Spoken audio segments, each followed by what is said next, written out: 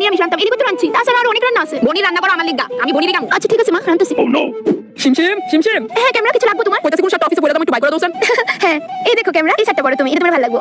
এ না রে বাবু, এটা পড়িস না, খুব বাজে লাগবে এটা পড়লে তোরে। তাই তো সাউই তোরে যাতে বাজে লাগু। নে মা, তোর লিগা খুব সুন্দর একটা শার্ট আনছি, এটা পর। ইডা হ্যাঁ এটাও পরতে পারো, এটা সুন্দর আছে। আরে মা তোমার তো ভালোই চয়েস আছে।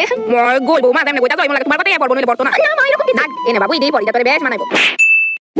মা কইতাছি আমি আমার বাপের বাড়ি যেতেছি 2 দিনের লিগা। রাতে রান্নাটা আমি করে দিছি, আর আপনার লিগা পায়ের সাথে আলু ভাজা আলাদা রান্না রাখছি। ছে ছে ছে ছে বউ মা, এই তুমি কি করছো? কে রে মা, আমার ড্রেসটা কি বেশি খারাপ? ভদ্রবাড়ি বউ চুড়িদার জামা এগুলাকে পরে, এখানে তুমি জানি নাই? শাড়ি পরলে তো তবু পেট দেখা যায়, আমি তো চুড়িদার পরছি। তাছাড়া আমি সেদিন একটা পুরনো অ্যালবামে দেখছি আপনি ওই হাতা কাটা চুড়িদারই পরতেন। মুখে মুখে তর্ক, হ্যাঁ মুখে মুখে তর্ক। কিন্তু মা আমি তো তর্ক করছি না, আর যদি আপনি খারাপ পেয়ে থাকেন তাহলে আমাকে ক্ষমা করে দিন মা। আমি একজনই বাবুরে জানাই গেছি।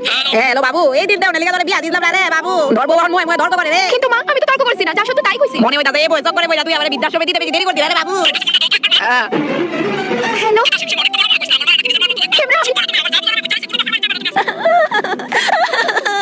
কেউ একজন ঠিকই কইছিল, শাশুড়ি কোনোদিন মা হইতে পারে না।